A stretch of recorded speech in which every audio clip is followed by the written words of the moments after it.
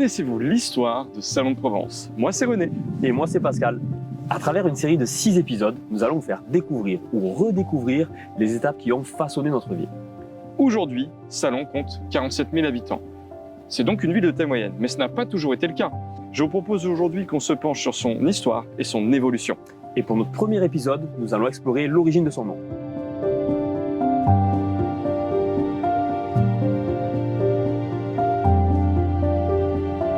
Nous vous accueillons aujourd'hui au pied de la chapelle de l'abbaye de Sainte-Croix, au sommet du Val de Couëches, là où tout a commencé.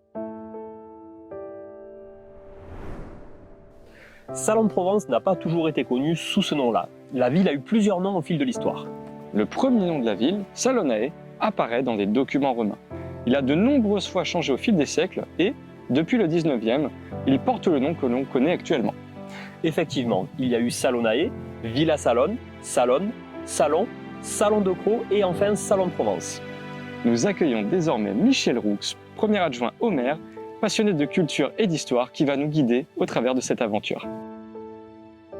Pouvez-vous nous parler plus en détail des origines du nom de la ville? Pourquoi Salon s'appelle Salon de Provence?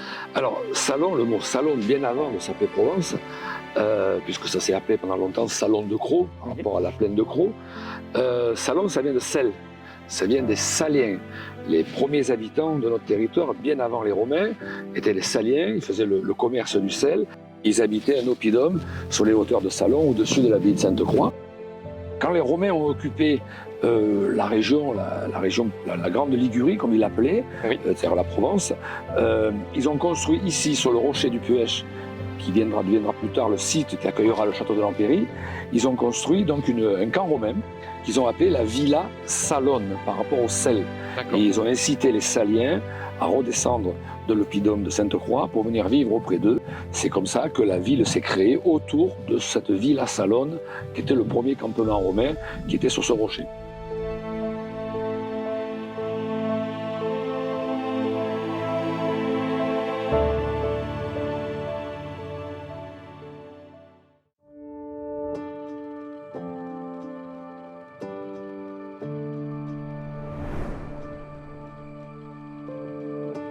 Les armoiries de Salon de Provence racontent une riche histoire marquée par des influences impériales, papales et royales. En 1488, alors ville impériale, Salon arborait comme blason un aigle noir sur fond d'or. Avec l'intégration à la France, une bulle papale modifia ces armes. Elles furent partagées entre les clés croisées symbolisant Rome et l'aigle noir.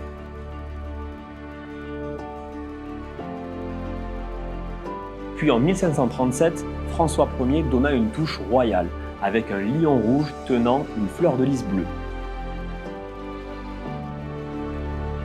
Mais le grand tournant arriva en 1564, lorsque Charles IX visita Salon, et notamment le château de l'Empéry. Il accorda à la ville son blason actuel, un léopard noir sur fond doré, tenant un écusson bleu, décoré d'une fleur de lys dorée, symbole de pouvoir royal, tout en restant soigneusement détaché. Ces évolutions reflètent l'importance stratégique et symbolique de la ville de Salon à travers la Provence et à travers la France.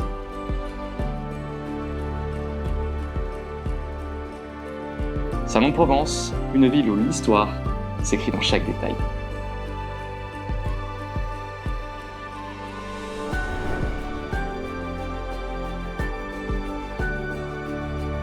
Nous en savons maintenant un peu plus sur l'histoire et l'origine du nom de notre ville. Rendez-vous la semaine prochaine pour un nouvel épisode et nous parlerons cette fois-ci du château de l'Empéry.